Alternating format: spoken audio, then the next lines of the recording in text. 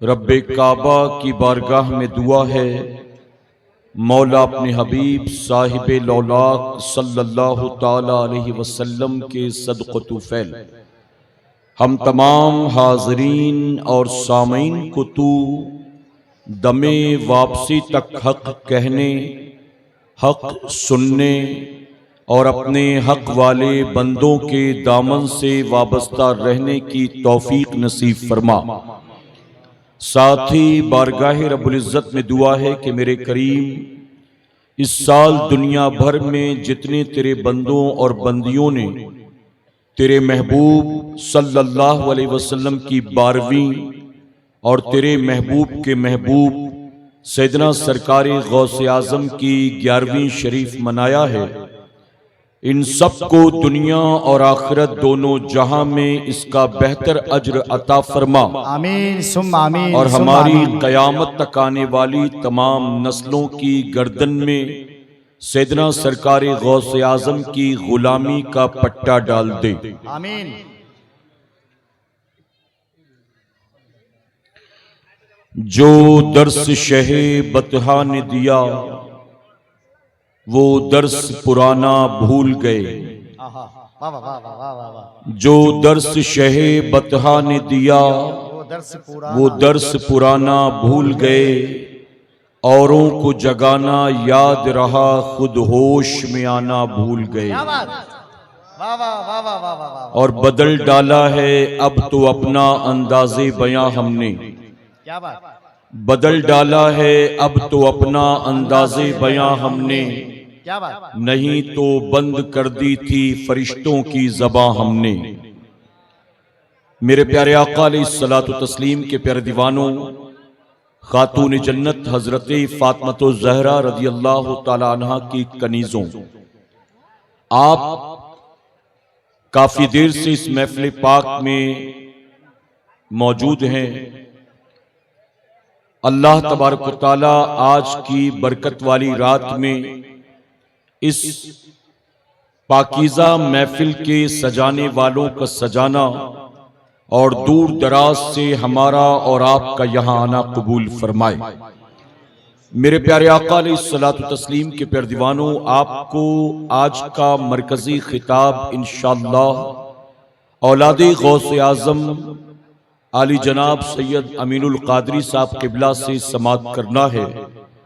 सैयद साहब की तशरीफ आवरी से पहले ये फ़कीर आपके सामने हाजिर आ गया है।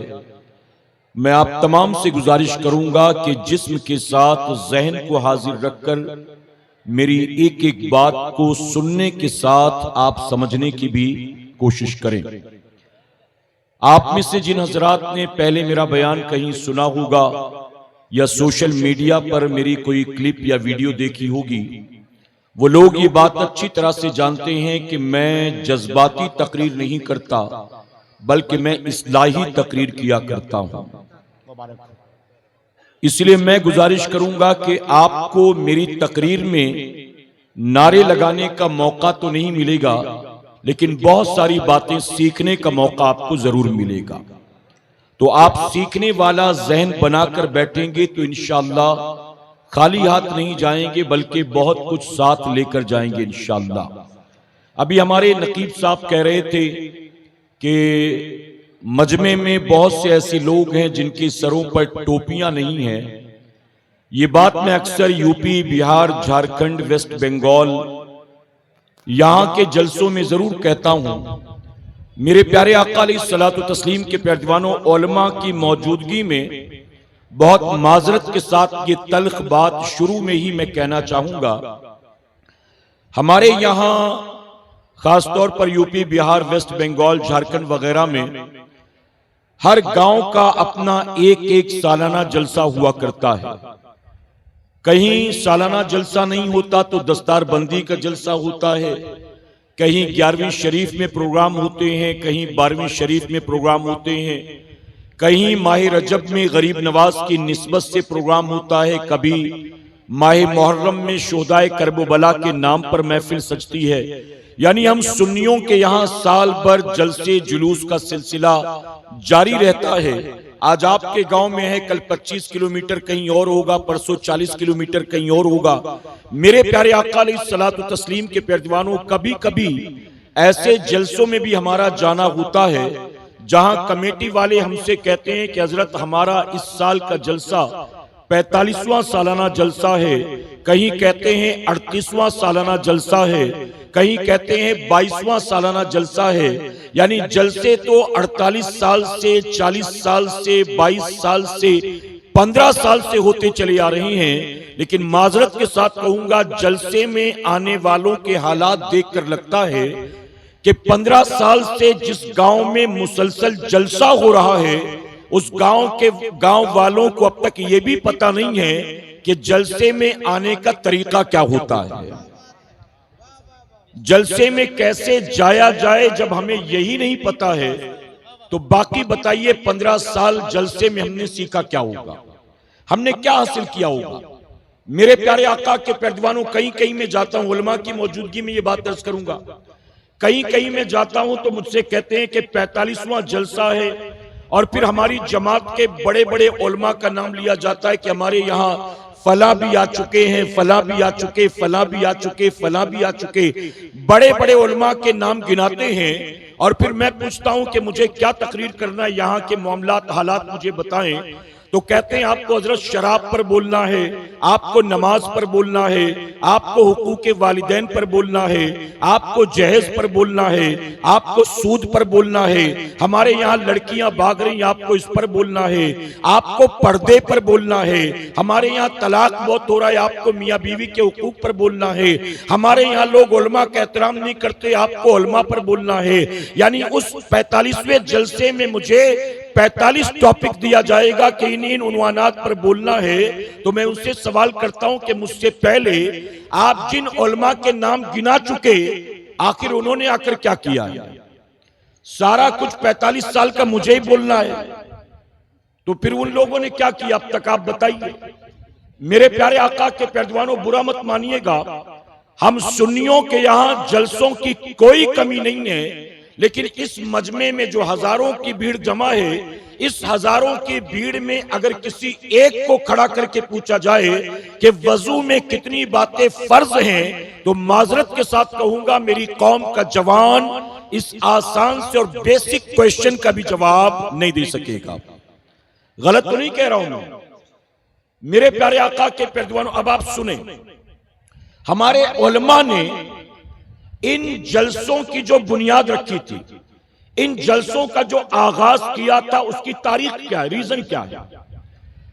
हमारे बुजुर्गों ने देखा कि हर मुसलमान मदरसे में आकर 8-10 साल दीन नहीं सीख सकता, हर मुसलमान मकतब में आकर दीन नहीं सीख सकता, हर मुसलमान रोजाना 1-2 घंटा निकालकर उलमा की सोहबत में बैठकर दीन नहीं सीख सकता। जब हमारे उलमा ने देखा कि दीन सीखने के लिए आज के भागदौड़ के माहौल में आम मुसलमान मकतब और मदरसे में या उलमा की सोहबत में आकर दीन सीखने के लिए वक्त नहीं निकाल सकता, तो हमारे उलमा ने तय किया कि ये हमारे पास नहीं आ सकते, हम इनके पास जाएंगे, हम खेत खलियानों में महफिल सजाएंगे, हम चौक चौराहों पर महफिल सजाएंगे, हम गली मोहल्लों में महफिल सजाएंगे, हम कभी 11वीं के नाम पर इनको जमा करेंगे, हम कभी मीलाद के नाम पर इनको जमा करेंगे, हम कभी छठी के नाम पर इनको जमा करेंगे, हम कभी करबला के नाम पर इनको जमा करेंगे, हम कभी गौस पाक के नाम पर इनको जमा करेंगे, और हम इनको इस तरह से साल भर वक्तन फवक्तन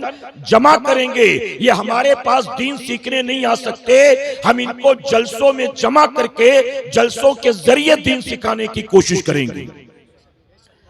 असल महफिलों का मकसद यही था और इसकी बुनियाद इसलिए रखी गई थी। लेकिन आज के दौर में माजरत के साथ कहना पड़ता है कि आज हमने जलसों को भी महज रस्म रिवाज बनाकर रख दिया। ये जलसा सिर्फ रस्म रिवाज है। हमारे दादा करते थे, उसके बाद अब्बा करते रहे, उसके बाद चाचा करते रहे।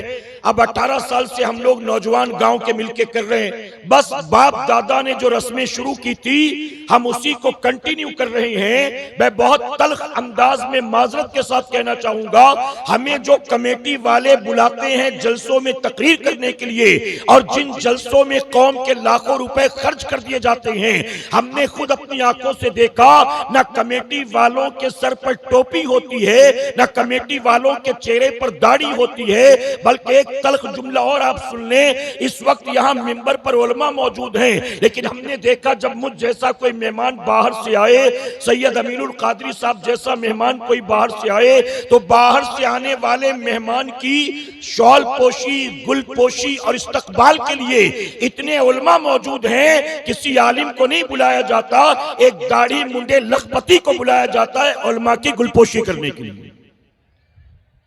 आप बताइए, मैं गलत तो नहीं कह रहा हूं? जिसका शरीयत से कोई ताल्लुक नहीं, सिर्फ मालदार है, वो चंदा देता है मदरसे को, इसलिए गुलपोशी उससे करवाएंगे। वो उलमा की खिदमत करता रहता है, अगरचे उसके अंदर दीन नहीं है कुछ भी, सिर्फ माल है। माल की वजह से उसको जिद दी जा रही। इतने उलमा नहीं मौजूद थे इस्तकबाल करने के लिए, शॉल पोशी गुलपोशी करने के लिए उलमा मौजूद नहीं थे। उलमा की मौजूदगी में सबको साइड करके, सबको इग्नोर करके ऐसे आदमी को बुलाया जाता है जिसका कुरान और सुन्नत पर अमल ही नहीं। हमने जलसों को महज रस्म रिवाज बना रखा है और कुछ भी नहीं हकीकत। मेरे प्यारे आका के पैरजवान, अब मैं आपसे एक सवाल पूछता हूं, गौर से सुनिएगा, तवज्जो है आपकी।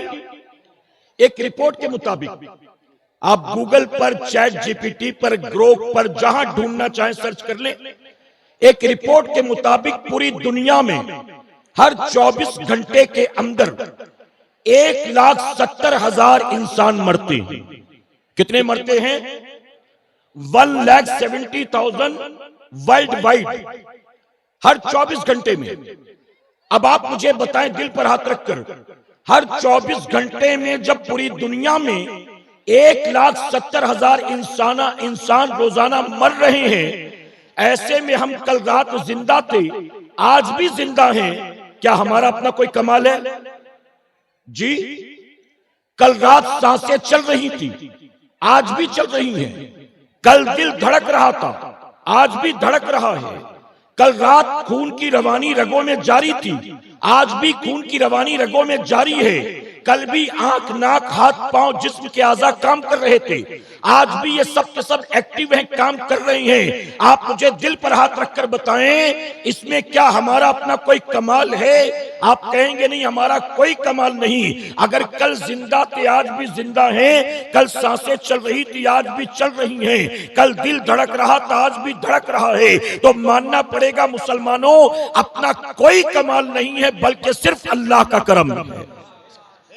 और जब तक अल्लाह चाहेगा तब तक सांसें चलेंगी, बिल्कुल, क्या बात। जब तक अल्लाह चाहेगा सीने में दिल धड़केगा, जब तक अल्लाह चाहेगा खून की रवानी जारी रहेगी, और कब तक अल्लाह चाहेगा ये भी तेरा मेरा फैसला नहीं, ये भी मेरे मौला का फैसला है। याद रखना मुसलमानों, रात सोने वाले हर आदमी को सुबह उठने की मोहलत नहीं मिलती है। रात हर सोने वाले आदमी को सुबह उठने की मोहलत नहीं मिलती। अगर रात सोने के बाद सुबह उठने का मौका मिल जाता है तो अपने रब का शुक्र अदा किया करो।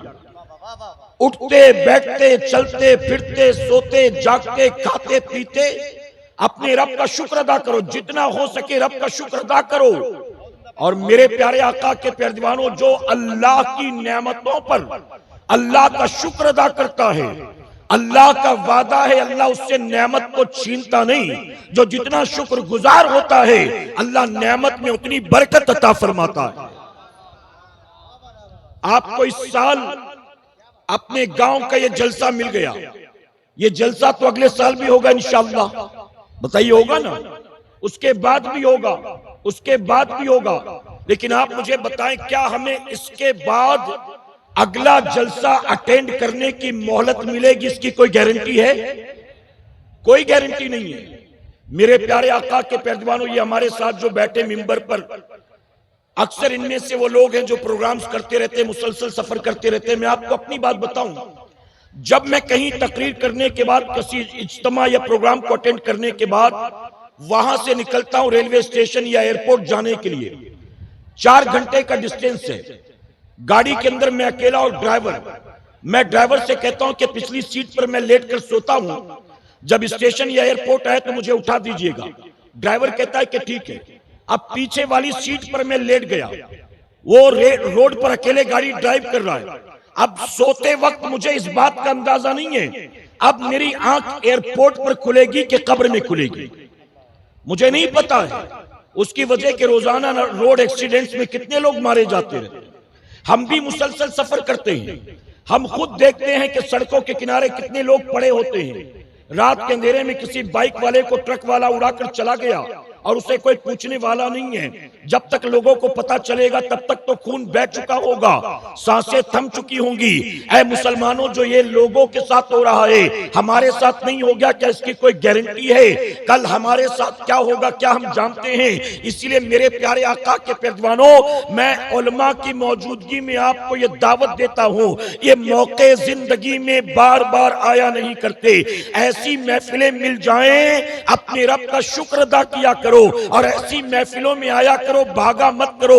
ये सोच कर आया करो कि पता नहीं इसके बाद मुझे कभी ऐसी महफिल में जाने का मौका मिले कि ना मिले। और इस महफिल में जब आया करो तो कानों के चस्के के लिए मत आया करो, आया करो तो भीड़ भाड़ देखने के लिए मत आया करो, आया करो तो हा हू के नारे लगाने के लिए मत आया करो। ऐसी महफिलों में आया करो तो घर से यह तय करके निकला करो, मैं दीन को सीखने के लिए जा रहा हूं, मैं कुरान और सुन्नत का पैगाम हासिल करने के लिए जा रहा हूं, अपनी जिंदगी और सोच और फिक्र को बदलने के लिए जा रहा हूं।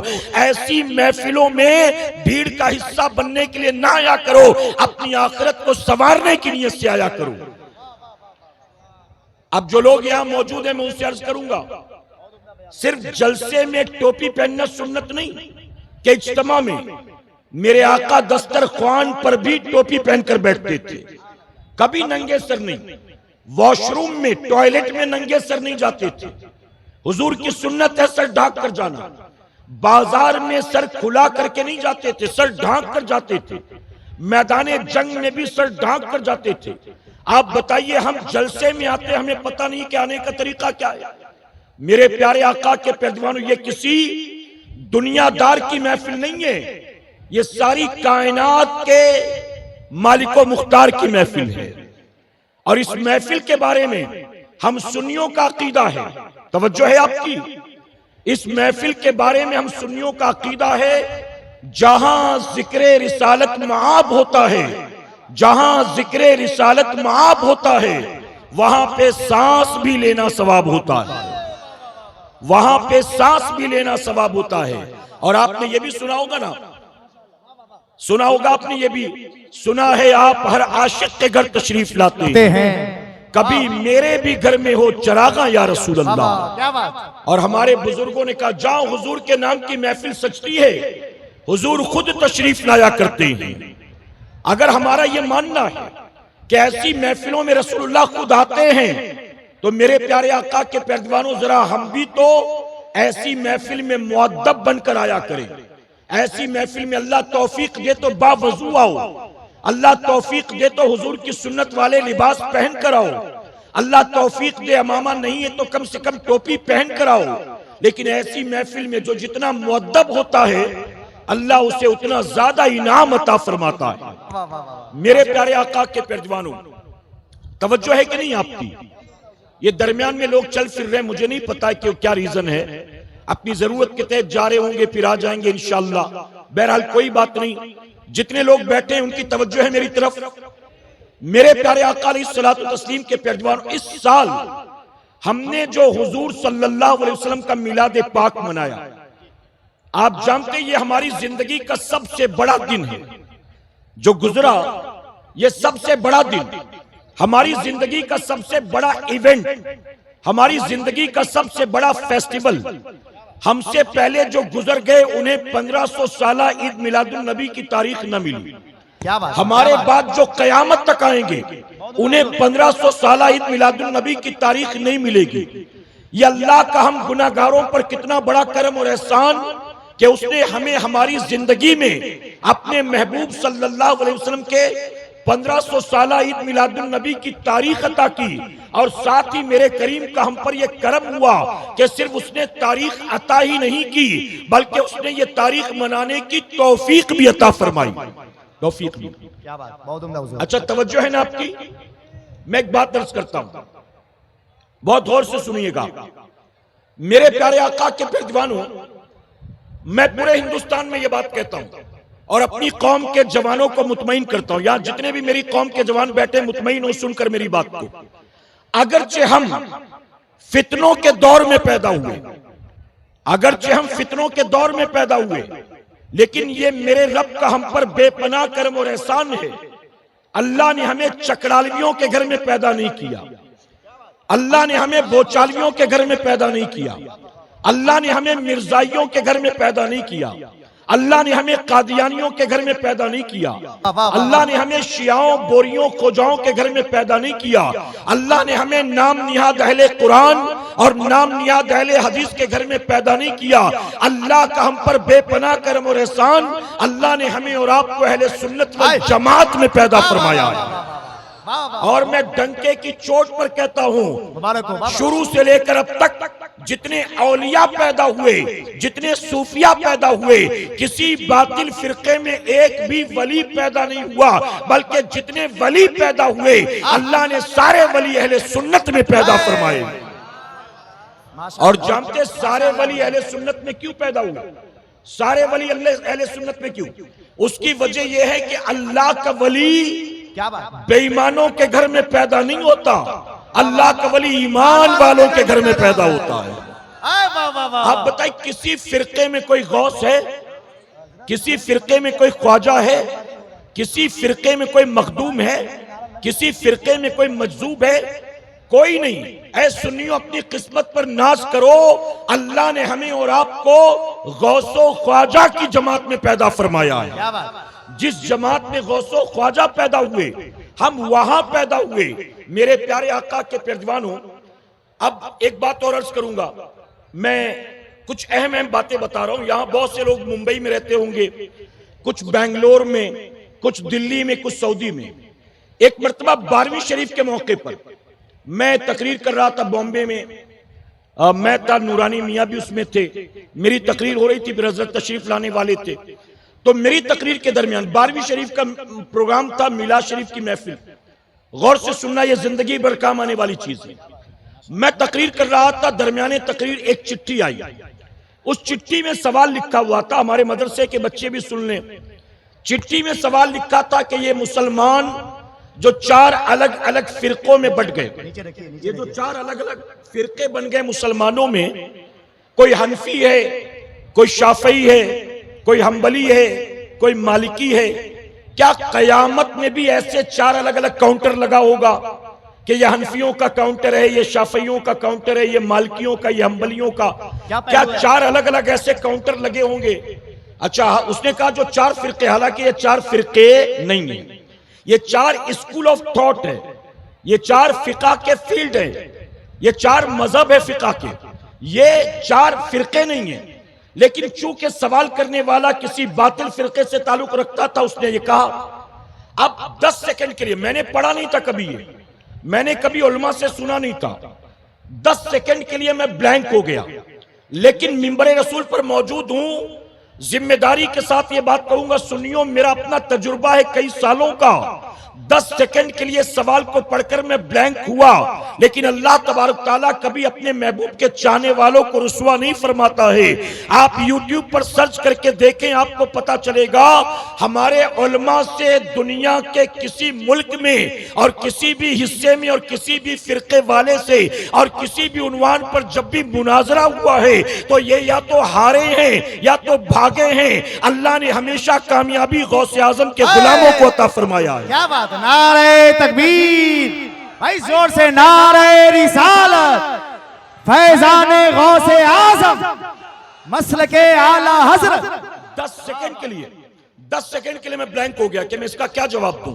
क्या कयामत में ऐसे 4 अलग अलग काउंटर होंगे? तो मैंने फिर 10 सेकंड के बाद जवाब दिया कि हमसे ये पूछता है कि क्या कयामत में इसी तरह से 4 अलग अलग काउंटर होंगे? कयामत में 4 काउंटर नहीं होंगे, कयामत में हम सुन्नियों के लिए बेशुमार काउंटर होंगे। मैंने कहा कहीं सिद्दीक अकबर का काउंटर होगा, कहीं उमर फारूक आजम का काउंटर होगा, कहीं उस्मान गनी का काउंटर होगा, कहीं मौला अली का काउंटर होगा, कहीं हसनैन करीमैन का काउंटर होगा, कहीं नन्हे अली असगर का काउंटर होगा, कहीं नौजवान अली अकबर का काउंटर होगा, कहीं इमाम ज़ैनुल आबिदीन का काउंटर होगा, कहीं इमाम जाफर सादिक का काउंटर होगा, कहीं गौसे आजम का काउंटर होगा, कहीं गरीब नवाज का काउंटर होगा। तो हमसे पूछता क्या कयामत में 4 काउंटर होंगे? हम सुन्नियों की फिक्र करना बंद कर दे। हम सुन्नियों के लिए कयामत में 4 नहीं बेशुमार काउंटर होंगे। अपनी खैर मना, हमारे लिए तो बेशुमार काउंटर होंगे, तेरा तो डायरेक्ट एनकाउंटर होगा। हमारा टेंशन छोड़, अपनी खैर मना, तेरा तो डायरेक्ट एनकाउंटर होगा। मेरे प्यारे आका अलैहिस्सलातु तस्लीम के प्यारे दीवानों, तो मुतमईन रहें। जितने लोग भी अपने आप को मुसलमान कहलाते, कयामत के दिन इन्हें जन्नत तो क्या, जन्नत की खुशबू भी मैसर नहीं आएगी। अगर जन्नत में जाएंगे तो सिर्फ अहले सुन्नत वल जमात के लोग जाएंगे, बेशक इंशाअल्लाह। अब मैं जो समझाना चाहता हूं, चले उस तरफ चलते हैं। मेरे प्यारे आका के प्यारे दीवानों, हम खुश अकीदा सुन्नी मुसलमान कहें अल्हम्दुलिल्लाह, और बुलंद आवाज से कहें अल्हम्दुलिल्लाह, माशाअल्लाह। हम पैदाशी सुन्नी हैं। और हम सुन्नी क्यों हैं?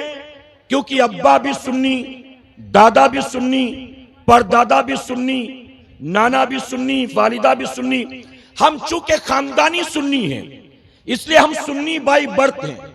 लेकिन ऐ सुन्नियों, मैं आपसे सवाल पूछता हूं, हम चूंकि सुन्नी पैदाशी हैं, इस वजह से सुन्नी हैं। लेकिन अगर हम सुन्नियों से कल कोई पूछ बैठे, खाना सामने रखकर फातिहा करना कहां से साबित है, तो क्या बताइए हम में से कोई है जो इसका जवाब दे सकता है?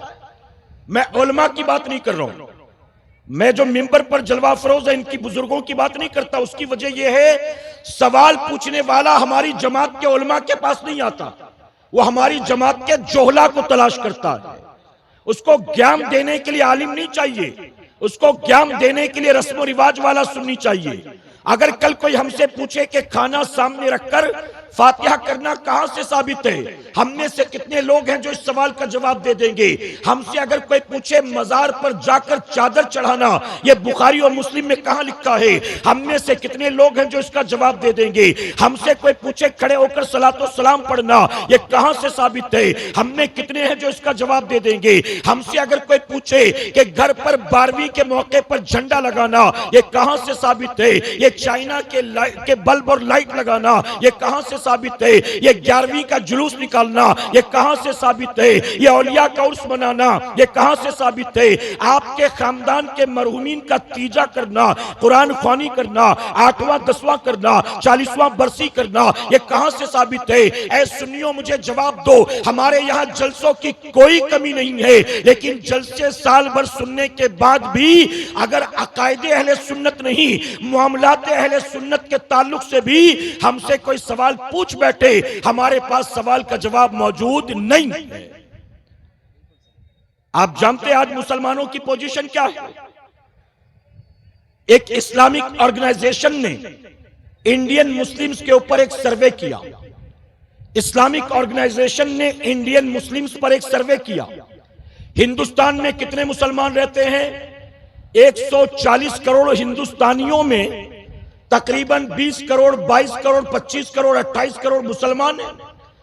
एग्जैक्ट नंबर किसी को नहीं पता, क्योंकि सेंसेक्स हुए, जनगणना हुए काफी साल हो चुके, लेकिन अंदाजन लोग कहते हैं 22 करोड़, कोई कहता है 28 करोड़, चलिए 25 करोड़ मान लीजिए।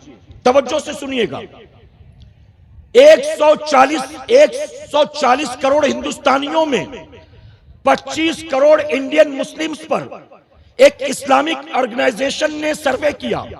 और जानते सर्वे की जो रिपोर्ट आई, वो सर्वे की रिपोर्ट हमारे और आपके लिए शर्म से डूब मरने वाली है। उस सर्वे की रिपोर्ट आई कि हिंदुस्तान में मोर देन 60% से ज्यादा मुसलमान ऐसे हैं जिनको पहला कलमा भी नहीं आता है। मोर देन 60% मुस्लिम्स को पहला कलमा नहीं आता। आप जरा सोचिए, शर्म से डूब मरने की बात नहीं है। हमारे यहां रस्मों रिवाज कितने हो रहे हैं, शादियों में कितनी रस्में हैं। डीजे नहीं बजेगा तो खानदान के लोग नाराज, अगर बारात के आगे पटाखा नहीं फोड़ा तो चाचा नाराज, अगर बैंड बाजे के साथ बारात नहीं गए तो पुप्पा नाराज, घर के लोग ही नाराज होते। रग जगह करना ही पड़ेगा, हल्दी मेहंदी करनी पड़ेगी, जूता चुराई तो करना ही पड़ेगा, बैंड बाजा तो बजाना ही पड़ेगा, बारात के आगे पटाखा तो फोड़ना ही पड़ेगा।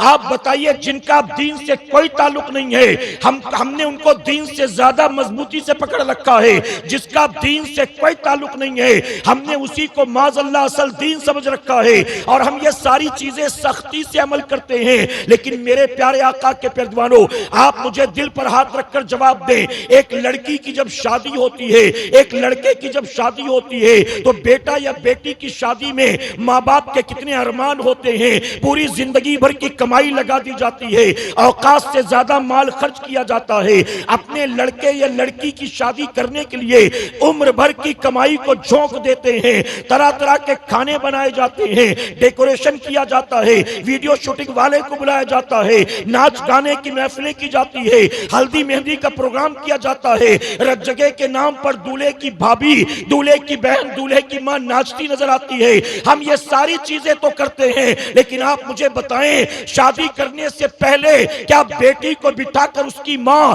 गुस्ल का तरीका भी सिखलाती है कि बेटी, निकाह की पहली रात जब तू अपने शौहर के साथ गुजारेगी और सुबह सोकर उठेगी तो तुझे गुस्ल कैसे करना है। शादी में लाखों रुपए खर्च कर दिए गए, रस्मों रिवाज के नाम पर न जाने कितना माल खर्च किया गया, लेकिन शादी से पहले दुल्हन को गुस्ल के फराइज नहीं बताए जाते हैं। शादी से पहले दूल्हे का बाप अपने बेटे को बिठाकर क्या बताओ, बीवी के हुकूक बताता है। बेटा, शादी के बाद तुझ पर जिम्मेदारी तेरी बीवी की है, अल्लाह और उसके रसूल ने तुझ पर तेरी बीवी का यह हक रखा है। ऐ सरकारे मदीना के प्यारेवानों, मैं बहुत माजरत के साथ कहूंगा, आज अगर सोसाइटी का जायजा ले तो हमें यह कहना पड़ेगा, आज हमारे इलाके में, आज हमारी आबादियों में कई मियां बीवी आपस में मियां बीवी बनकर रह रही हैं, जबकि उन्हें खुद भी पता नहीं है। 6 महीने पहले उनका तलाक हो चुका, 1 साल पहले उनका तलाक हो चुका। उनकी जबान से निकलने वाली बकवास की वजह से, उनकी उल्टी सीधी हरकतों की वजह से उनका निकाह जाता रहा, उन्हें खबर भी नहीं है, और वह बीवी के साथ मियां बीवी बनकर रह रही हैं। ऐ सरकारे मदीना के प्यारेवानों, इस मजमे में अगर आप लोगों को उठाकर पूछे, कोई 3 बच्चे का बाप होगा, कोई 2 बच्चे की माँ होगी, कोई 5 बच्चे का बाप होगा, कोई 6 बच्चे की माँ होगी। ये जो 5-5, 6-6, 7-7, 8-8 बच्चों के माँ बाप बन चुके हैं, इनमें से किसी एक को खड़ा करके अगर पूछा जाए गुस्ल में कितनी बातें फर्ज हैं और गुस्ल फर्ज किन बातों की वजह से होता है, जवाब मालूम नहीं है। अगर किसी एक को खड़ा करके पूछा जाए, तुम पर अल्लाह ने तुम्हारी औलाद का क्या हक रखा है, हम 4-5 बच्चों के बाप बन गए, हमें औलाद का हक ही नहीं मालूम है। हम शादी करके शौहर तो बन गए, हमें बीवी का हक ही नहीं मालूम है। हम खुद जवान बेटे बन गए, हमें माँ बाप का हक ही नहीं मालूम है। ऐ सरकारे मदीना के प्यारेवानों, इस वक्त मुस्लिम मुआशरे में, ये बात मैं पूरे हिंदुस्तान में कह रहा हूँ, इस वक्त हमारी सोसाइटी में सबसे ज्यादा तेजी के साथ 2 बुराइयां फैल रही हैं, और वो 2 बुराइयां कौन सी है? ऐसे तो सैकड़ों बुराइयां हैं। झूठ बोलना हमारे यहाँ आम है, गीबत करना हमारे यहाँ आम है, नमाज छोड़ना हमारे यहाँ आम है, जुम्मा की 2 रकात जिस इमाम के पीछे पढ़ते हैं पूरे हफ्ते उसी इमाम को गालियां देते हैं, हमारे यहाँ ये चीज आम हो चुकी है। ऐ सरकारे मदीना के प्यारेवानों, ये सारी चीजें हमारी सोसाइटी में आम है। उसके अलावा 2 बुराइयां इस वक्त बहुत तेजी से हमारी सोसाइटी में फैल रही हैं, और जानते हैं वो 2 बुराइयां कौन सी है? आप बैठे रहे, क्यों खामखा परेशान हो रहे हैं? अभी कोई नहीं आया, अभी कोई नहीं आया। ये खामखा डिस्टर्ब करने वाले एलिमेंट्स पता नहीं कहां से आ जाते हैं। थे कमेटी के, इन्होंने दौड़ा है तब लोग उठे हैं जी। ये कमेटी के जो बच्चे हैं, एक तरह के कपड़े पहने बिल्ला लगाकर, इन्हीं की गलती है। नाजिम साहब ने कहा ना जी, ये जो नाजिम साहब ने शुरू में कहा था ना, मेरा भी तजुर्बा यही है, सबसे ज्यादा डिस्टर्ब जो है ना कमेटी वाले ही करते हैं। वो इंतजाम के नाम पर बदनजमी खुद ही करते हैं वो लोग। अब मैं भी आ रहा था, मैं खामोशी से आ जाता, लेकिन यही दौड़ दौड़ के धक्के मार रहे थे। वरना अगर आप हंगामा नहीं करें तो आदमी चुपचाप आ सकता है, लोग डिस्टर्ब नहीं करते। बिल्कुल सही है। आप हंगामा बपा करेंगे तो लोग डिस्टर्ब होते हैं, समझे? बिल्कुल। वरना अगर चुपचाप गाड़ी से उतर कर आए ना, मैं जानता हूं कोई डिस्टर्ब नहीं करता है, मैंने देखा है। लेकिन जहां कमेटी वाले राइट दौड़ेंगे, लेफ्ट दौड़ेंगे, हंगामा बपा करेंगे, पब्लिक भी परेशान हो जाती है। आप यहां तवज्जो दे। देखिए सैयद साहब सफर करके यहीं आए हैं, वो आएंगे तो यहीं आएंगे ना। आप रास्ते में क्या ज्यादा सवाब ले लोगे, क्या नेकी हासिल कर लोगे? सही है। धक्का मुक्की करके, कल हम रांची में थे, एक आदमी मोहब्बत में सैयद साहब की पीठ पर गिरा जोर से, और वो गिरते गिरते बच गए, और फिर वापसी में जाते वक्त हाथ में मोच आ गई। ये मोहब्बत है कोई? ये अहले बैत की या सादात की मोहब्बत है कोई? आप जिससे मोहब्बत करते हो बताइए, उसको धक्का मारते हो, अब्बा को भी धक्का मारते हो, बेटे को भी पटक देते हो, करते हो ये सब, बीवी के साथ ऐसा सलूक करते हो, ये कैसी मोहब्बत है? आप उलमा के साथ, सादात के साथ, आप हुफ्फाज इकराम के साथ ऐसा करते हैं, ये मुनासिब नहीं है, बल्कि इससे गुनाह होता है, इससे गुनाह होता है। किसी मोमिन की दिल आजारी से, तकलीफ पहुंचाने से गुनाह है। तवज्जो है आपकी? दुरूद शरीफ पढ़ें आप यहां, अल्लाहुम्मा सल्ली अला मुहम्मद व आलिहि अल्फ अल्फ मर्रा। जो मैं अर्ज कर रहा था उसको सुने आप, सल्लल्लाहु तआला अलैहि वसल्लम। आप खुद इसकी तायद करेंगे। सैकड़ों बुराइयां हमारी सोसाइटी में हैं, लेकिन सैकड़ों बुराइयों के साथ इस वक्त हमारे मुस्लिम मुआशरे में, मुस्लिम समाज में दो बुराई सबसे ज्यादा तेजी से फैल रही है। और वो दो बुराई कौन सी है? एक तो मुसलमान नौजवान नशे की तरफ जा रहा है। कौमे मुस्लिम का जवान शराब पीता है, चरस चिलम गांजा ले रहा है, एमडी कोरेक्स वाइटनर लेता है, ब्राउन शुगर हेरोइन बटन लेता है। हर आदमी अपनी औकात के मुताबिक, अपने शौक के मुताबिक नशा करता है। कौमे मुस्लिम का नौजवान नशे की तरफ तेजी से बढ़ रहा है। मेरा जहां कहीं जाना हुआ, मौका 12वीं शरीफ का हो, 11वीं शरीफ का हो, छठी शरीफ का हो, माह मुहर्रम हो, हर महफिल में कहा जाता है हजरत नशे पर बोलिए। मीलाद की महफिल में कहते हैं नशे पर बोलिए। गौसे आजम के नाम पर महफिल सजी, कहते हैं नशे पर बोलिए। आखिर नशा मुस्लिम मुआशरे में तेजी से क्यों फैल रहा है? उसकी वजह यह है, हमने अपनी नस्लों को यह बताया ही नहीं कि इसे अल्लाह उसके रसूल ने हराम करार दे दिया है। आप जानते, मुंबई धारावी में एक मर्तबा में तकरीर कर रहा था। मेरी तकरीर के बाद एक बूढ़ा आदमी 68-70 साल का, एक कोई एनजीओ चलाने वाला क्रिश्चियन था, वो मेरे पास आया और मुझसे आकर कहता है, गुरुजी एक बात कहूं तो बुरा नहीं मानेंगे। मैंने कहा बताइए क्या बात कहना चाहते हैं? गौर से सुनना मुसलमानों, शर्म से डूब मरने का मकाम है। हम जलसों में लाखों रुपए खर्च कर देते हैं, लेकिन लाखों रुपए जलसे के नाम पर खर्च करके आप बताइए हम हासिल क्या कर रहे हैं? उस बूढ़े आदमी ने मुझसे कहा, एक मर्तबा पुलिस ने अलग अलग जगहों पर रेड डाला। रेड डालने के बाद नशा करने वाले लोगों को अरेस्ट किया, जिसमें ड्रग एडिक्ट भी थे, ड्रग पेडलर्स भी थे, यानी नशावर चीजें बेचने वाले भी थे, नशावर चीजें इस्तेमाल करने वाले भी थे। उसने कहा कि ऐसे तकरीबन 100 लोगों को पुलिस ने दिन भर में उठाया। अलग अलग जगह रेड मारकर पुलिस ने दिन भर में 100 लोगों को जमा किया, और 100 लोगों को जेल में बंद करने के बाद हम लोगों को, जो सोशल वर्कर हैं, एनजीओ वाले हैं, हमको बुलाया गया, आकर अपनी आंखों से देख लो। फिर यह मत कहना कि किसी बेगुनाह को हमने अरेस्ट कर लिया, हमने किसी आम आदमी को अरेस्ट कर लिया। आइए देख लीजिए। वो ईसाई मुझसे कहता है कि जब हम गए जेल के अंदर देखने के लिए, तो गुरुजी मुझे शर्म आती है, कहते हुए दिन भर पुलिस वालों ने जो 100 लोगों को अरेस्ट किया था, उन 100 में 90 लोग आपके धर्म के मानने वाले थे।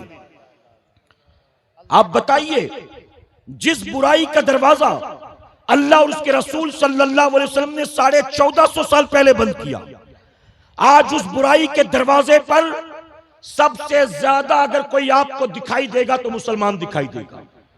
हमारे एक साथी जेल में गए थे, वापस आए तो मैंने उनसे पूछा, जेल में आपने क्या देखा? उन्होंने कहा कि मोर देन 60% जेल में जो कैदी बंद हैं, उनमें मोर देन 60% मुसलमान लोग हैं। मैंने कहा ये 60% मुसलमान किस जुर्म में कैद हैं? मुंबई की अर्थर रोड की बात कर रहा हूं। ये मोर देन 60% किस गुनाह की वजह से कैद में है? कहा कोई करप्शन, फ्रॉड, डाकाजनी, चोरी, जिना, पास्को, ऐसे ऐसे केसेस में तकरीबन 30% होंगे, और बाकी 30% ड्रग के केस में बंद।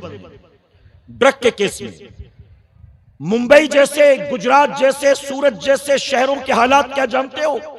नशा करके मरने वाला भी मुसलमान और नशा बेचकर माल बनाने वाला भी मुसलमान। सबसे ज्यादा तेजी से यह बुराई फैल रही मुस्लिम मुआशरे में। नशा आम हो चुका है। अब मैं अपनी माओ से कहता हूं, एक मां मुझसे आकर कहती, हजरत मेरा बेटा पहले बहुत अच्छा था, बहुत नेक था, मेरी भी इज्जत करता था, बाप की भी इज्जत करता था, लेकिन 2-3 महीने से शराबियों की सोहबत में पड़ गया, शराब पीना शुरू कर दिया। मैंने मां से पूछा, तेरे बेटे की उम्र क्या है? मां कहती यही 21-22 साल का। मैं उस मां से कहता हूं, 21-22 साल का तेरा जवान बेटा शराबियों की सोहबत में कब से पड़ा? मां कहती यही कोई 1.5-2 महीने हुए।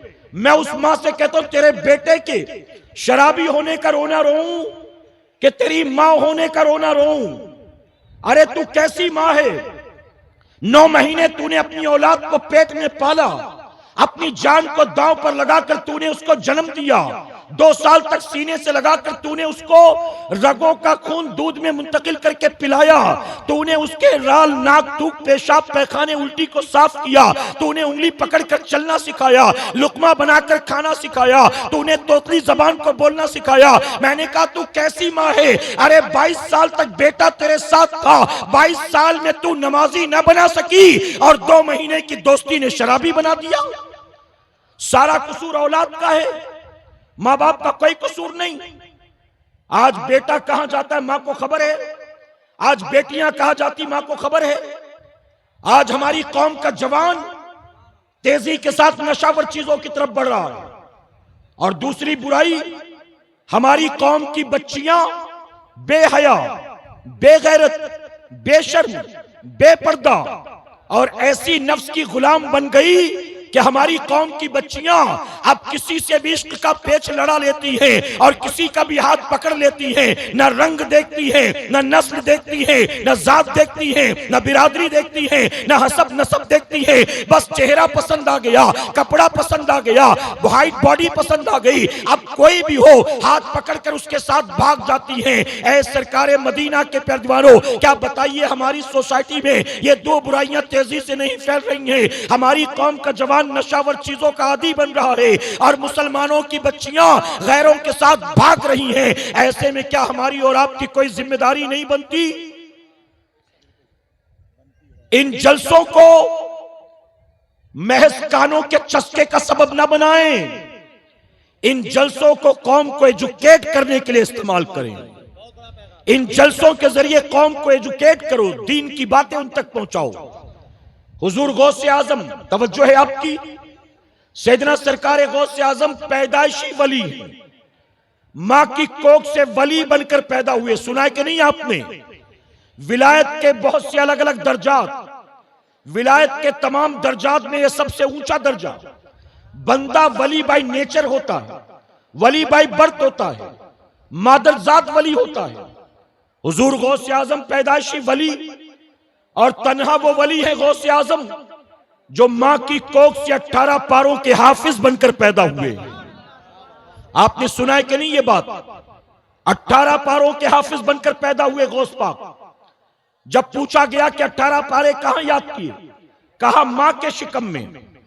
मां रात सोने से पहले कुरान पढ़कर सोती थी और मैं सुन सुनकर उसे याद कर लेता था। यहां क्या पता चला सुन्नियों?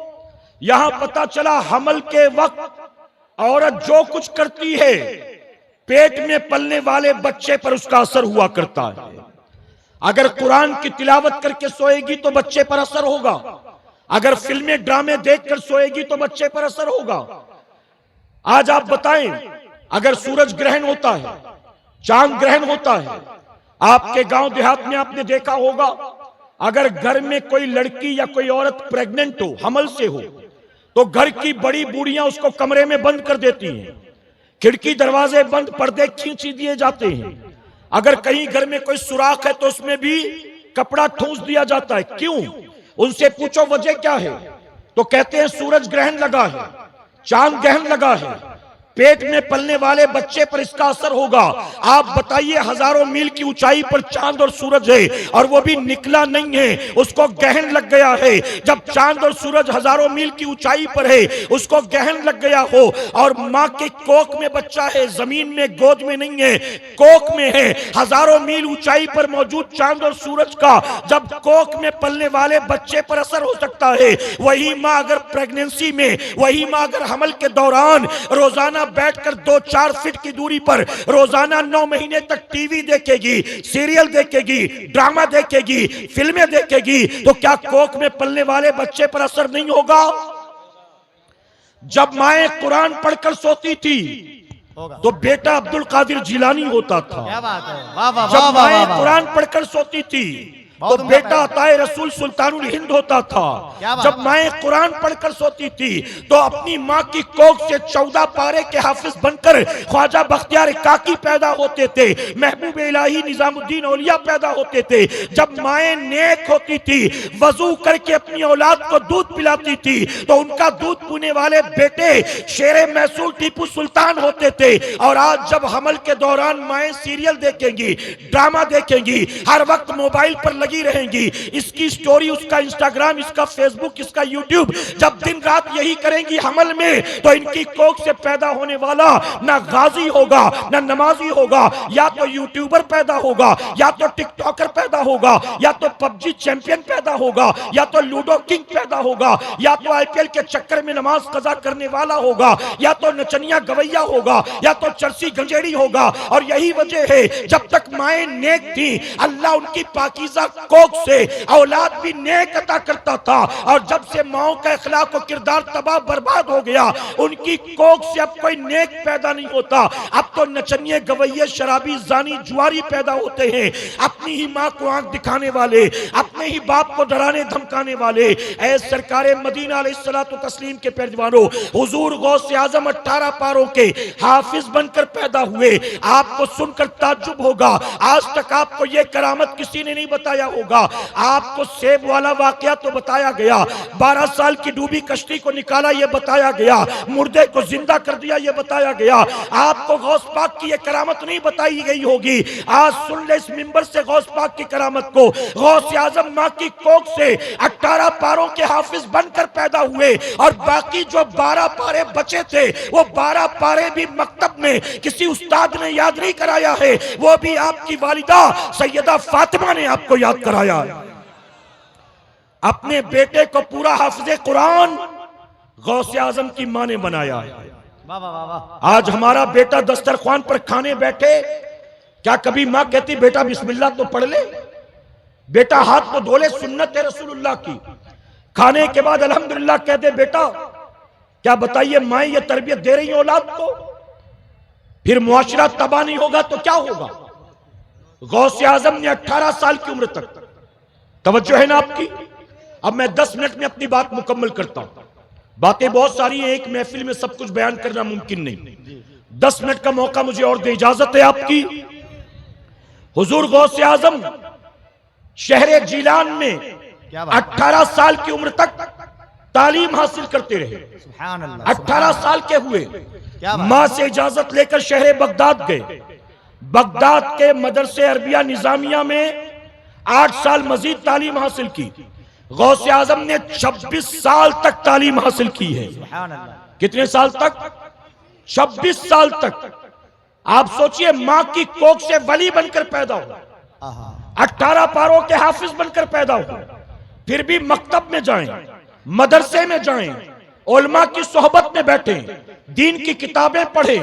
गौसे आजम मादरजाद वली होकर 26 साल तक दीन का इल्म सीखते हैं। और गौसे आजम के आशिकों का हाल यह है, अपनी मां की कोख से हम अंगूठा छाप पैदा होते हैं और कब्र में भी अंगूठा छाप चले जाते हैं। क्या बात। न वजू करना आता है, न गुस्ल करना आता है, न नमाज पढ़नी आती है। एक नौजवान ने मुझे कॉल किया, उसने कहा हजरत मैं जुमा पढ़ने आया हूं, आस्तीन टाइट है, हाथ कैसे धोऊं? मैंने कहा दोनों हाथों का कोनी समेत धोना वजू में फर्ज। तवज्जो है ना आपकी? दोनों हाथों का कोनी समेत धोना वजू में फर्ज। उसने कहा हजरत आप समझे नहीं, आस्तीन टाइट है, ऊपर चढ़ नहीं रही। मैंने कहा तुम समझे नहीं, आस्तीन टाइट हो या लूज हो, कोनी समेत धोना फर्ज है। उसने कहा कैसे धोऊं? मैंने कहा मेरे पास शॉर्टकट नहीं है। कैसे धोऊं? मैंने कहा मेरे पास शॉर्टकट नहीं, जो पहना है उसको उतार दे और उतार कर दो। कहता मस्जिद में हूं, उतारना मुमकिन नहीं। मैंने कहा हफ्ते में एक बार 2 रकात पढ़ना है, कम से कम जुमा के दिन तो ढंग के कपड़े पहनकर घर से निकला कर। जुमा के दिन तो ढंग के कपड़े पहन।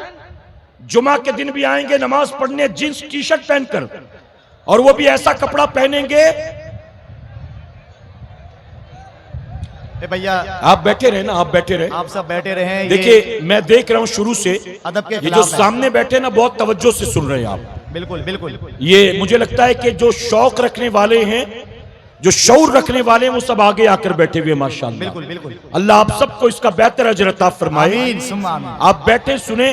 देखिए सैयद साहब आ जाएंगे तो मेरी तकरीर तो मुकम्मल हो जाएगी ना उससे पहले, तो इसलिए मैं नहीं चाह रहा हूं कि ये डिस्टर्बेंस में टाइम वेस्ट हो। मैं अपनी बात मुकम्मल करने चला हूं। गौसे आजम 26 साल तक दीन सीखे। क्या हम गौसे आजम की मोहब्बत में दीन नहीं सीख सकते हैं?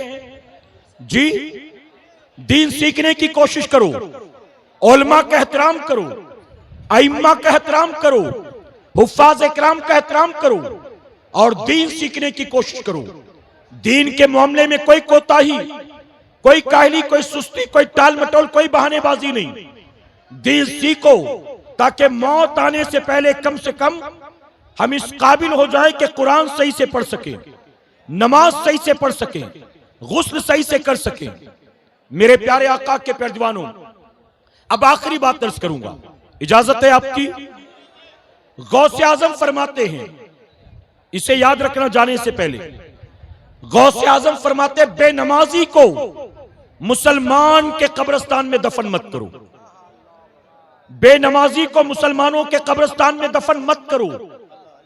आप बताइए बेनमाजी, जिस बेनमाजी से गौस पाक को इतनी नफरत कि मुसलमान के कब्रिस्तान में दफनाना भी पसंद नहीं करते, उस बेनमाजी की नियाज गौस पाक कबूल कर लेंगे? उस बेनमाजी का नारा गौस पाक कबूल कर लेंगे?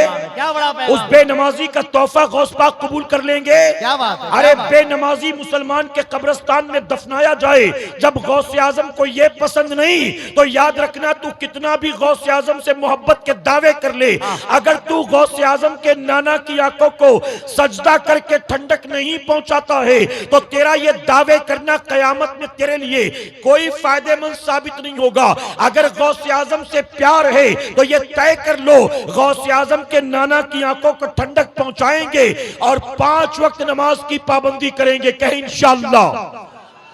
आपने वो वाकया सुना होगा, गौसे आजम की बारगाह में एक मुरीद आया, गौसे आजम की बारगाह में एक मुरीद आया, बेबरकती की शिकायत की। गौसे आजम ने फरमाया जा घर के दरवाजे पर पर्दा लगा दे। पर्दा लगा के हफ्ते 10 दिन के बाद आया, खुश था, तोहफे भी लेकर आया। गौसे आजम ने फरमाया अब क्या हाल है?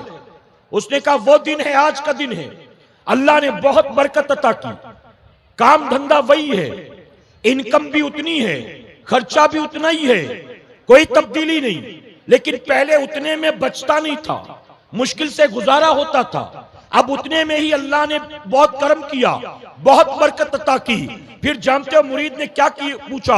आपने ये सुन रखा होगा, लेकिन इसके पर्दे में जो मोती छुपा है वो बयान करता हूं।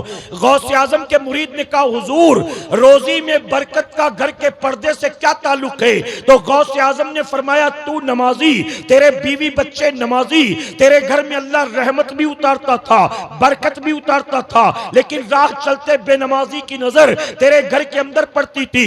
बेनमाजी की निगाहों की नहुसत की वजह से तेरे घर से बरकत उठा ली जाती थी। अब तूने दरवाजे पर पर्दा लगा दिया, ये शील्ड है, ये ढाल है, ये दीवार है, अब किसी बेनमाजी की नजर तेरे घर के अंदर नहीं पड़ती, इसलिए अब बरकत उठाई नहीं जाती। ऐ सुन्नियों, इस वाकये से आपको क्या पता चला? पता चला कि एक पूरा घर जो है नमाजियों से भरा पड़ा हो, घर के तमाम अफराद नमाजी हो, लेकिन रात चलते किसी बेनमाजी की उस नमाजियों के घर में नजर पड़ जाए तो बेनमाजी की नजर इतनी नहूसत वाली होती है, बेनमाजी की नजर इतनी नापाक और गंदी होती है कि नमाजियों के घर में अगर बेनमाजी की नजर पड़ जाए तो नमाजी के घर से बरकत उठा ली जाती है। अब बताइए, नमाजियों के घर में अगर बेनमाजी की नजर पड़े तो नमाजी के घर से बरकत उठा ली जाए। हमारा तो घर घर बेनमाजी से भरा पड़ा हुआ है। हमारे खानदान में सारे बेनमाजी, हमारे इलाके में गांव में सब बेनमाजी। अगर घर में 68 साल का बुढ़ा बाप नमाजी है भी तो 3 बेटे बेनमाजी, तीनों की बीवियां बेनमाजी, तीनों के बच्चे बेनमाजी। एक बुढ़ा नमाज पढ़ के खींच खाच के बरकत लाता भी है तो उसके घर में 11 आदमी नहुसत के लिए बैठे हुए। 58 साल की बुढ़िया नमाजी है भी तो सारे बेटे बहुएं बेटियां सब बेनमाजी। बुढ़िया बेचारी सजदे कर करके बरकत लाती भी है तो घर में 13 आदमी बैठे नहुसत और नापाकी के लिए। और उसके बाद कहते हजरत दुआ करे अल्लाह बरकत अता फरमाए। हजरत दुआ करे। मुझे कई लोग मिलते कहते हजरत सऊदिया में 20 साल रहा, सब कुछ छोड़ छाड़ के 20 साल सऊदिया में रहा, 20 साल कमा कर सिर्फ बच्चों को खिलाया पढ़ाया, अलावा इसके कुछ नहीं कर सका, एक घर नहीं बनवा सका। मैं 20 साल सऊदी में रहा लेकिन एक घर नहीं बनवा सका। मैंने कहा जानता इसकी वजह क्या है? उसकी वजह कि तू वहां 8 घंटे नहीं 12 घंटे नौकरी करता था, कभी कभी सीजन में ओवर टाइम भी कर लेता था। तू वहां से कमा कर भेज रहा था, लेकिन तेरे घर में जो बेनमाजी भरे पड़े थे ना, उन बेनमाजियों की वजह से तेरी हलाल कमाई से भी अल्लाह बरकत उठा ले रहा था। मेरे प्यारे आका के प्यारे दीवानों, इस महफिल पाक से पैगाम लेकर जाएं, दर्स लेकर जाएं।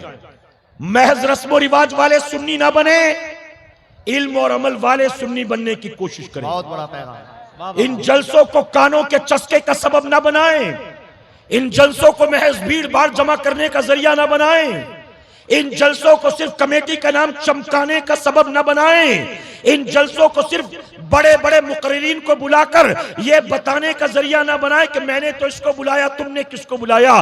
सिर्फ ये सारी चीजें नहीं होनी चाहिए, इन जलसों को दीन सीखने का जरिया बनाए। अल्लाह अपने हबीब पाक के सदक़े हमें आपको सबको कहने सुनने से ज्यादा अमल की तौफीक अता फरमाए। एक बार दुरूद शरीफ पढ़ लें।